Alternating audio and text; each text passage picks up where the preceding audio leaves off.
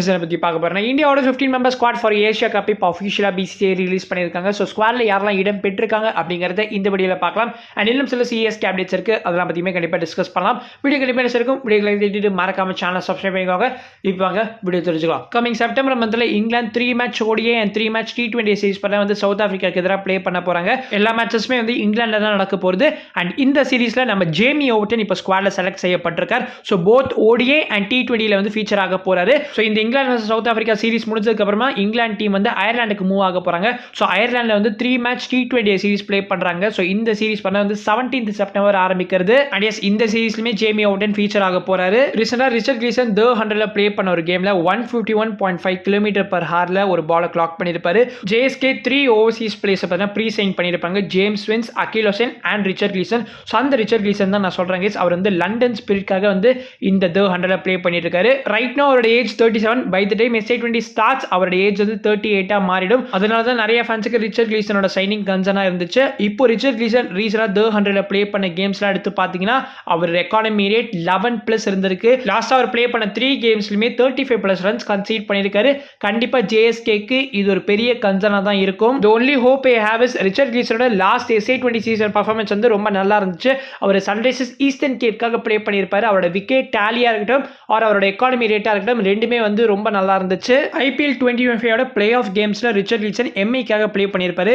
So eliminator கேம்ல வந்து 3 ஓவர்ஸ்ல கிட்டத்தட்ட 13 ரன்ஸ் கன்சீட் பண்ணியிருப்பாரு. வெறும் ஒரு விக்கெட் தான் எடுத்திருப்பாரு. தென் MI குவாலிஃபை 2 ப்ளே பண்ண கேம்ல வந்து ரிச்சர்ட் கிளீசனை டிராப் பண்ணிட்டு திரும்ப ரீஸ்டாப்லிக்கே போயிருப்பாங்க. நெவர்தலஸ் SA20ல ரிச்சர்ட் கிளீசன் ஒரு ப்ரூவன் பிளேயர்ன்றதுனால கண்டிப்பா அவர் மேல நம்பிக்கை வைக்கலாம். அஃப்கோர்ஸ் ஆக்ஷன்ல எந்தெந்த ஓவர்சீஸ் ஸ்பேசஸ்லாம் இருக்காங்க அப்படிங்கிறது தெரிய வந்ததுக்கு அப்புறமா மேபி அவங்கள டார்கெட் பண்ணி அவங்கள கூட நீங்க 11ல ப்ளே பண்ண வைக்கலாம். ரிச்சர்ட் கிளீசனை பேக்கப்பா கூட வச்சுக்கலாம். One of the busiest white ball players around the குளோப்னா அது கண்டிப்பா அகில் ஹுசைன் தான் சொல்லி ஆனோம். ஏன்னா திடீர்னு பார்த்தா MLCல இருக்காரு, திடீர்னு வந்து The 100 ப்ளே பண்றாரு, இப்போ திடீர்னு பார்த்தா CPL ப்ளே பண்ணிட்டு இருக்காரு. ஸோ இது என்ன கதைன்னு கேட்டீங்கன்னா இதை பத்தி ஆல்ரெடி எக்ஸ்பிளைன் பண்ணிருக்கோம். பட் தெரியாதவங்களுக்கு நான் திரும்ப சொல்லிடுறேன். ஸோ CPL அவர் ட்ரின்பேக் ஒரு நைட் ரைடர்ஸ் கான்ட்ராக்ட் வச்சிருக்காரு. ஸோ அவர் வந்து ஃபர்ஸ்ட் MLCல நீங்க பார்த்திருப்பீங்க டெக்ஸஸ் சூப்பர் கிங்ஸ்க்காக ப்ளே பண்ணியிருப்பாரு. ஸோ அதுக்கப்புறம் வந்து குளோபல் சூப்பர் லீக்ல வந்து கயானா அமேசான் வாரியர்ஸ்க்காக ப்ளே பண்ணியிருந்தாரு. ஸோ GSL முடிச்சுட்டு CPL விளையாடாதா தான் இருந்துச்சு. பட் நடுவில் ஃப்ரீ கேப் இருந்ததுனால The 100 போய் தலையை காமிச்சிட்டு வருவோம்ப்பா அப்படின்னு சொல்லிட்டு ட்ரெண்ட் ராக்கெட்ஸ் வந்து அவரை பார்ஷியல் ரீப்ளேஸ்மெண்டா சைன் பண்ணிருப்பாங்க ஜார்ஜ் லிண்டேக்கு. அண்ட் தலைவன் The 100லயுமே வந்து செமையான பெர்ஃபார்மன்ஸ் தான் கொடுத்திருப்பாரு.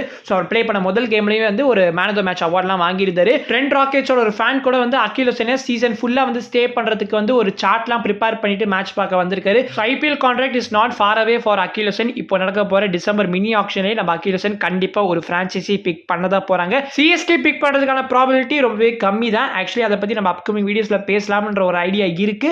உங்களோட கருத்துக்களை கண்டிப்பா ஷேர் பண்ணுங்க. அகில் ஹுசைன் நமக்கு தேவையா, CSKக்கு தேவையா அப்படிங்கறத பத்தி. அப்படியே நம்ம புச்சி பாபு டிராஃபி பக்கம் வரலாம். ஸோ புச்சி பாபு டிராஃபி பத்தி லாஸ்ட் வீடியோ நம்ம டிஸ்கஸ் பண்ணிருப்போம். அதோட ஃபார்மேட் என்ன, அதுல யாரெல்லாம் பார்ட்டிசிபேட் பண்றாங்க அப்படின்னு. ஸோ நம்ம ருத்ராஜ் கேகட் பார்த்தீங்கன்னா வந்து மகாராஷ்டிரா டீமை ரெப்ரசென்ட் பண்ணி ப்ளே பண்ணிட்டு இருக்காரு. இன்னைக்கு Day 2 of Chhattisgarh versus Maharashtra is ongoing. So வந்து இது 3 டே மேட்ச்ன்றதுனால வந்து நாளைக்கு தான் லாஸ்ட் டே. Day 1ல நம்ம ருத்து ஆன் ஃபீல்ட்ல லைவ் ஒயரா இருந்தாரு. அவர் ஒரு ரன் அவுட்டுமே பண்ணிருப்பாரு.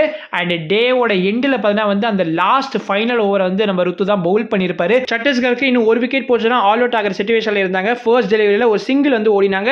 தென் செகண்ட் டெலிவரியில ஒரு 6 வேற போயிருச்சு. தேர்ட் டெலிவரியில ஒரு சூப்பர் காட்டன் போல்ட பண்ணி ருத்ராஜ் அந்த ஃபைனல் விக்கெட்டையுமே எடுத்திருப்பாரு. அண்ட் அந்த விக்கெட் எடுத்துட்டு பேட்டரை ஒரு பார்வை பார்த்துருப்பாரு பார்த்தீங்களா, அது வேற லெவல் மொமெண்ட்னு சொல்லியான நிறைய ஃபேன்ஸ் இன்னைக்கு Day 2 வந்து ரொம்ப ஈகரா வெயிட் பண்ணிட்டு இருந்திருப்பீங்க. ருத்ராஜோட பேட்டிங் பார்க்கலாம், ருத்ராஜ் எப்படி ப்ளே பண்றாரு அப்படின்னு. ஸோ நம்பர் 4ல வாக் இன் பண்ணாரு.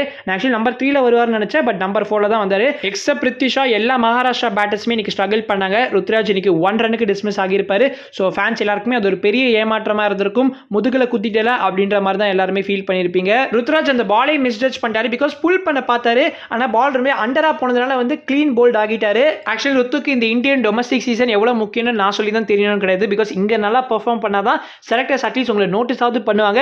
இங்கே நீங்க நல்லா பெர்ஃபார்ம் பண்ணலனா அவ்வளவுதான், உங்களை வந்து சென்ட்ரல் கான்ட்ராக்ட்ல இருந்து எடுத்துருவாங்க. ருத்துக்கு இவ்வளவு சப்போர்ட் ஃப்ரம் த ஃபேன்ஸ் இருந்துமே அவரோட கிரிக்கெட் அவர் சீரியஸா எடுத்துக்கிற மாதிரியே தெரியல. நாளைக்கு ருத்துக்கு பேட்டிங் சான்ஸ் கிடைக்குமானே தெரியல. ரைட் நோ கேம் வந்து டிராவை நோக்கி தான் போயிட்டு இருக்கு. இனிமே நாளைக்கு Day 3ல என்ன நடக்கிறது அப்படிங்கறத பொறுத்து பார்க்கலாம். ஷேக் ரஷீதுக்கு எங்கே திடீர்னு இவ்வளவு வெறி வந்துச்சுன்னு தெரியல. பிகாஸ் இப்போ நடந்துட்டு இருக்கிற ஆந்திரா பிரீமியர் லீகோட ஹையஸ்ட் ரன் ஸ்கோரர் நம்ம ஷேக் ரஷீத் தான். ஆரஞ்சு கேப்புமே அவர் தான் வச்சிருக்காரு.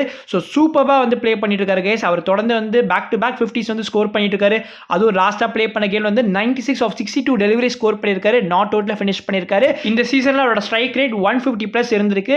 ஸோ டெஃபினெட்லி வந்து சில ஃபேன்ஸ்லாம் வந்து அவரோட ஸ்ட்ரைக் ரேட் வந்து கன்சர்னிங், அவர் வந்து ரொம்ப ஸ்லோவா ப்ளே பண்றாருன்னு சொல்லுவீங்க இல்லையா? ஸோ அதுக்காக தான் இப்போ நான் சொல்றேன். இந்த மேட்ச்லேயே பார்த்தீங்கன்னா வந்து ஏர்லி விக்கெட்ஸ் போயிருந்தது. ஸோ எல்லா பேட்ஸ்மே வந்து சிங்கிள் டிஜிட்ஸ்க்கு அவுட் ஆகியிருந்தாங்க. ஸோ அந்த மாதிரி ஒரு ப்ரெஷர் சிச்சுவேஷன்ல 90 ரன் ஸ்கோர் பண்ணியிருக்காருன்னா சாதாரணமான விஷயம் கிடையாது. கண்டிப்பாக எல்லாருமே அப்ரிஷியேட் பண்ணியானும். கண்டிப்பாக சிஎஸ்கே மேனேஜ்மெண்ட் ஒரு டைலமால தான் இருப்பாங்க, இவரை ரீடைன் பண்ணணுமா ரிலீஸ் பண்ணணும் அப்படின்னு. பட் எஸ் 20 இயர்ஸ் தான் ஆகிறது. ஸோ கண்டிப்பாக ஃபியூச்சரில் he will be a better player, இன்னுமே வந்து ஒரு இம்ப்ரூவ்ட் கிரிக்கெட்டராக மாறுவார். ஸோ அப்படிங்கிறப்போ ரீடைன் பண்ணிங்கன்னா உங்களுக்கு ஃபியூச்சருக்கு நல்லது. பட் ஸ்டில் இந்த வருஷம் ஐபிஎல் அவர் கொடுத்த பர்ஃபார்மன்ஸஸ் வந்து கண்ணுக்கு முன்னாடி வந்துட்டு தான் போகும். ஸோ ஐபிஎல் மாதிரி ஸ்டேஜில் ஷேக் ரஷீதால பர்ஃபார்ம் பண்ண முடியல. நிறைய ஃபேன்ஸ் ஆர்சிபி அப்படிங்கிற அந்த டீமே மறந்துருப்பீங்க. ஸோ லாஸ்ட் இயர் சாம்பியன்ஸ், ஆனால் இப்போ பார்த்தீங்கன்னா வந்து 2.5 months ஆளையே காணும். அவங்க வந்து செலிப்ரேட் கூட பண்ண முடியல. ஸோ ஸ்டாம்பீட் இன்சிடென்ட் நடந்திருக்கும் இல்லையா, அதுக்கப்புறமாலேருந்து அவங்களோட டீம் வந்து இன்ஆக்டிவாக தான் இருக்காங்க. இப்போதைக்கு வந்து அந்த கேஸ் என்ன நடக்கிறது அப்படிங்கிறது தெரியல. ஆர்சிபிக்கு தான் பிரச்சனைன்னு பார்த்தா அவங்க டீமில் இருக்கிற பிளேயர் எஸ்டேலுக்குமே பிரச்சனை தான். பிகாஸ் எஸ்டேல் வந்து உத்தரப்பிரதேஷ் T20 லீக் வந்து ப்ளே பண்ணுறதா இருந்துச்சு. இப்போ அந்த லீக்குமே நடந்துட்டு இருக்கு ஓகேங்களா. அந்த யூபி லீக்ல கோரக்பூர் லைன்ஸ் அப்படிங்கிற டீம் கூட எஸ்டேலுக்கு ஒரு கான்ட்ராக்ட் இருக்கு 7 lakhsக்கு.